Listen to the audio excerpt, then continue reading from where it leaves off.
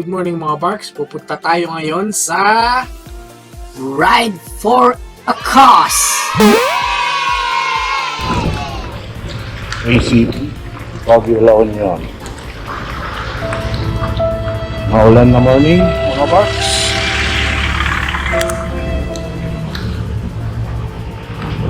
Punta muna tayo ng Petron BGH. Doon mag-meet at mga tropa. Mga Barks, dito tayo dati sa Bukaw, Cameroon. Dito tayo ng Petron.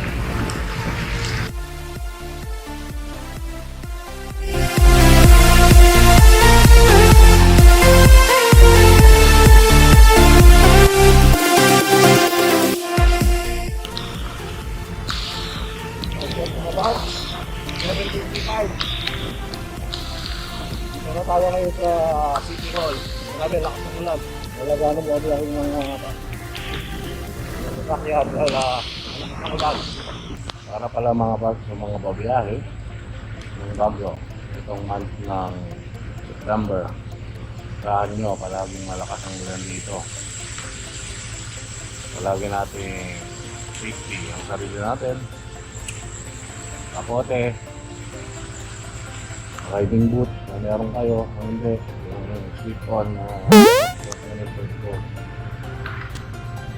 at drive safe palagi tayo dahil malaging madulas ang daan dito. Kaya to, nagawa sila kay Jollibee. Ito nila yung Jollibee. Oh no! Wala, matakay yan. Beer.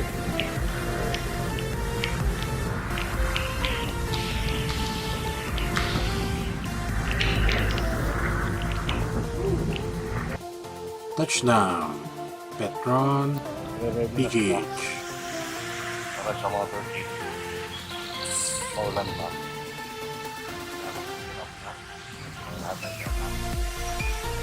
Liver homo.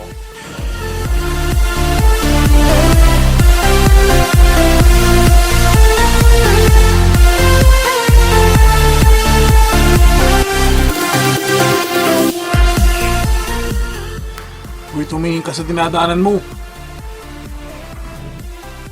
Pogi daw kasi itong mga motor ng mga Kabarks ko, kaya napalingon tuloy si gasoline boy natin eh. So, on the way na po tayo sa may Baguio City High para sa formation bago mag-start motorcade natin para sa Ride for a Cause.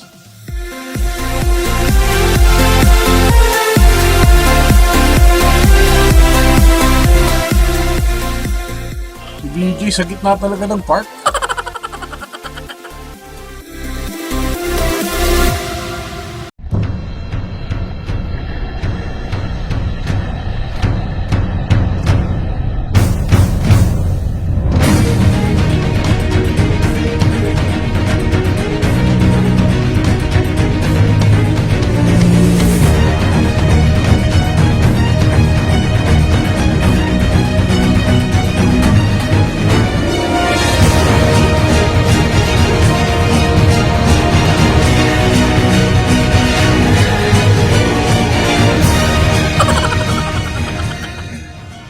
Okay mga Barks, eto, formation na para sa motorcade.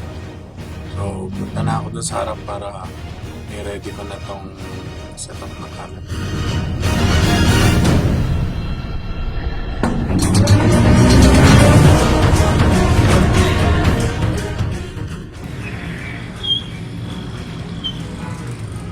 Pero sabi nila, yan na ang Aero Club Philippines.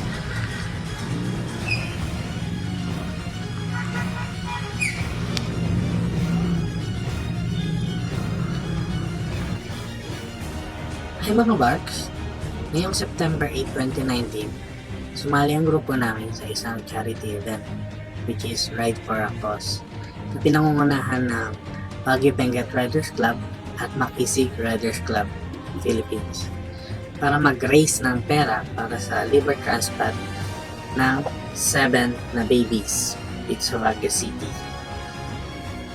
Marami ding sumali dito sa event na to na Riders Club na galing pa sa iba't ibang lugar dito sa Luzon.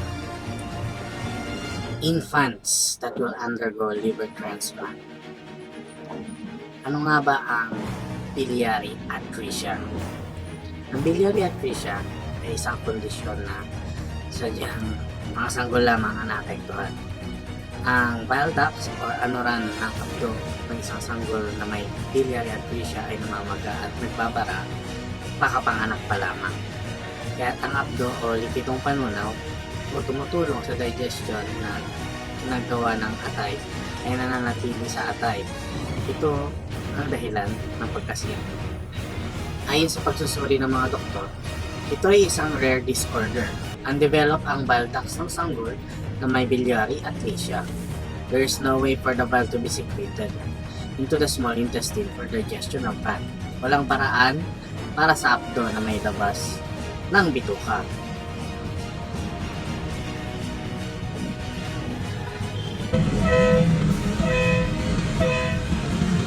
Dahil nasa atay lang ito at hindi na ilalabas, nasisira ang liver cells na nagiging sanhi ng cirrhosis o pagkasugat ng atay.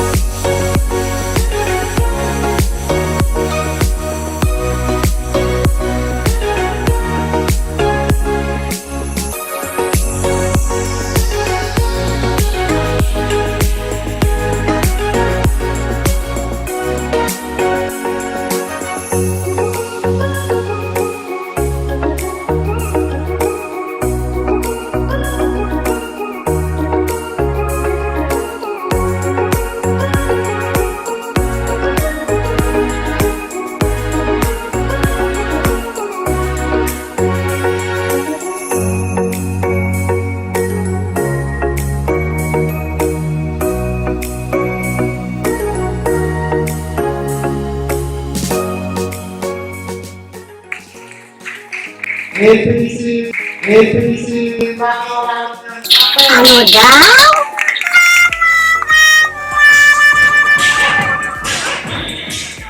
ACP, pakingay!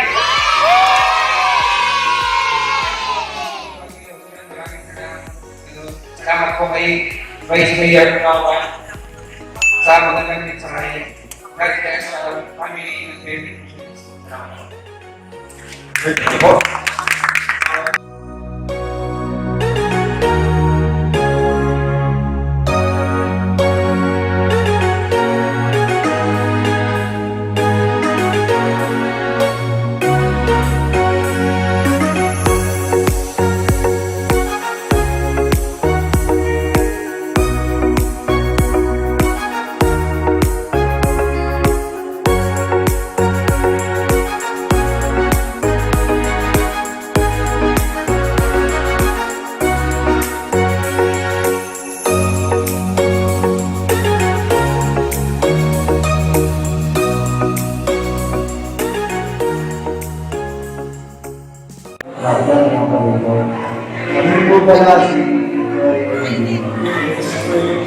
Ito, wala na ano. Wala na ang lukuhan. Hindi ko ano ba? Wala na ano. Wala na ang lukuhan.